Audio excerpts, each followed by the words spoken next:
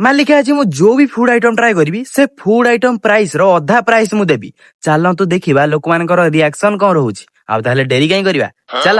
ମାଲିକ ସକାଳୁ ସକାଳୁ ଆଗେ ଆମେ ଖାଇ ଦେଇଥିଲୁ ବରା ତରକାରୀ। ଟେଷ୍ଟ ତ ପୁରା କଷ ଥିଲା। ଆଉ ଆମର ହେଇଥିଲା 120 ଟଙ୍କା, କିନ୍ତୁ ଆମେ 60 ଟଙ୍କା ଦେଇକି ଚୁପଚାପ ଖସି ଆସିଥିଲୁ। ତାପରେ ସାଙ୍ଗେ ସାଙ୍ଗେ ପଛରୁ ପୁଣି ଡକର ଆସିଗଲା ମ।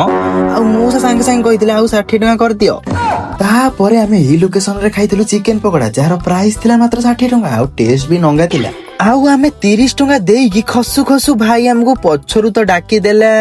ଆଉ କଣ ଛାଡିବେ, ଖାଲି ତ ହସିଲେ। ସେ ହସର ମାନେଟା ବୁଝିକି ଚୁପଚାପ ଭଦ୍ର ଭାବରେ ଆଉ 30 ଟଙ୍କା ଦେଇକି ସେ ଜାଗା ଟୋଟାଲି ଛାଡିଦେଲୁ।